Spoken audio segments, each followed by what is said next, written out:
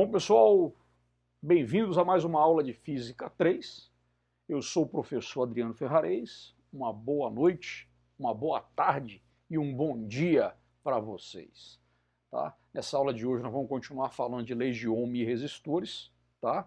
E para começar nós vamos falar dos versos, né, do grande poeta alemão Bertolt Brecht. Né? São versos de um poema chamado A Canção do Remendo e do Casaco, em que ele diz: não precisamos só de remendo, precisamos do casaco inteiro.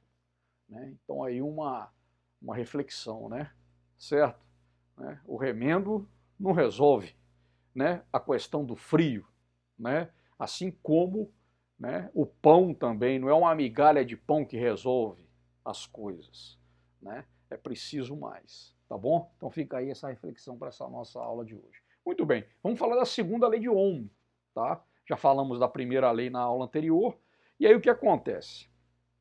A segunda lei de Ohm, né, ela trata o quê? Trata do cálculo da resistência elétrica de um fio sem ligar ele ao gerador. Né? Então seria o quê? Seria se considerar as características físicas do fio e relacionar essas características físicas, por meio de uma equação, né? Que é a equação que define a segunda lei de Ohm. Então a gente pega o quê? As características geométricas de um fio, as características físicas de um fio, né? Geométrica tem a ver também com a questão física, e a partir disso a gente consegue calcular a resistência, tá bom? Então olha só, se eu pegar aqui o comprimento de um fio L, tá? E pegar a área da seção transversal desse fio A e levar em conta o material que esse fio é feito, eu consigo calcular a resistência elétrica desse fio, desse condutor, desse resistor. Tá certo? Tá bom? Então vamos lá, ó. O enunciado, o que acontece? Que o Ohm, né, postulou.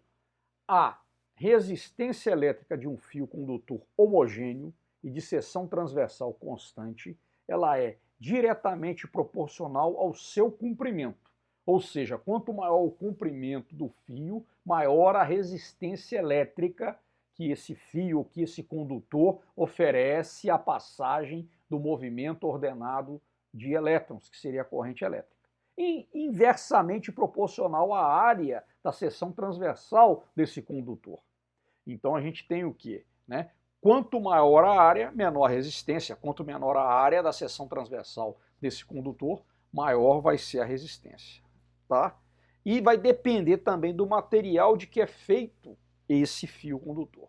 Tá bom? Então essa é a segunda lei de Ohm, o enunciado dela. A resistência de um fio condutor é diretamente proporcional ao comprimento dele, inversamente proporcional à área da seção transversal desse fio e vai depender do material de que ele é feito, tá bom? Postulando isso, nós vamos ter essa equação, tá? Em que Rho, a letra grega Rho, é a resistividade elétrica do material, ou seja, a característica do material de que é feito o fio condutor, ela é medida em ohms vezes metro, tá certo?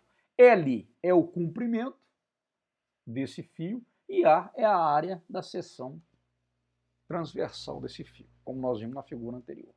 Tá certo? Tá? Então, olha só, vamos pegar aqui esses fatores aqui de diretamente proporcional e inversamente proporcional. Vamos pegar então aqui, eu vou reproduzir aqui esse fio, tá? Vamos ver se a gente faz ele aqui o mais homogêneo possível. Aqui está o comprimento do fio, que pode ser um Lzinho ou um Lzão, tá, gente? Tanto faz, ó. Então, o que acontece? Veja bem, ó, imagina que aqui eu tenho elétrons querendo atravessar esse fio. De fato, né, vamos ver aqui a validade dessa lei, se faz sentido. Olha só, se esse movimento de cargas elétricas, de elétrons, através desse fio, né, se supõe que quanto mais longo o fio, mais resistência esses elétrons vão enfrentar para atravessá-lo. Então, olha só, a resistência elétrica ela é diretamente proporcional ao comprimento do fio condutor. Agora, essa área aqui, imagina essa área azão aqui. Né? Agora imagina um fiozinho com uma areazinha pequenininha, olha só, uma areazinha azinho aqui. Vocês concordam, pessoal, que para essa área grande, os elétrons vão ter menos dificuldade para poder atravessar, né, o fio condutor nessa área, com uma área da seção transversal A grande, do que para atravessar aqui, né, esse fio com uma área de seção transversal Azinho? Então, por isso que é inversamente proporcional. Quanto maior a área, né, menor a resistência, quanto menor a área, maior a resistência. E vai depender do material Rho, né, que é a chamada resistividade elétrica do material. Tá? Quanto menos condutor for o material, maior é a resistividade elétrica dele. Então, por exemplo, o cobre tem uma resistividade elétrica bastante pequena, certo? Outros materiais, como a borracha, a fita isolante, ele vai ter o quê? Ele vai ter uma resistividade elétrica bem alta, tá bom? Bom, condutividade elétrica, né, é uma outra característica, né, a condutividade elétrica, né, de um material, né, quanto melhor ele for condutor, né, menor vai ser a resistividade elétrica desse material. É o que a gente acabou de dizer, um fio de cobre, por exemplo, é um dos melhores condutores de eletricidade. Então ele vai ter uma resistividade pequena. A condutividade elétrica, ela é o quê? Ela é definida pelo inverso da resistividade elétrica. Então eu teria que a condutividade elétrica C é igual a 1 dividido pela resistividade elétrica. Então se eu tenho aí um material que tem uma resistividade elétrica baixa, pequena, exemplo, um fio de cobre, ele vai ter uma grande condutividade elétrica. Um material com uma resistividade grande, ele vai ter o quê? Uma pequena condutividade elétrica, tá bom? A unidade que mede a condutividade elétrica, no caso, né, no sistema internacional, seria 1 dividido por quem?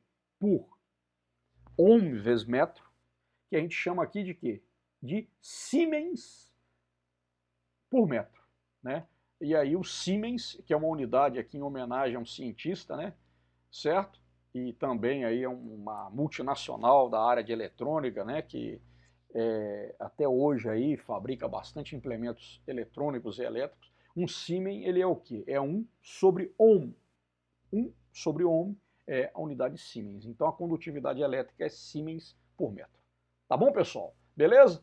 Essa aí é a segunda lei, a condutividade elétrica. Até a próxima aula.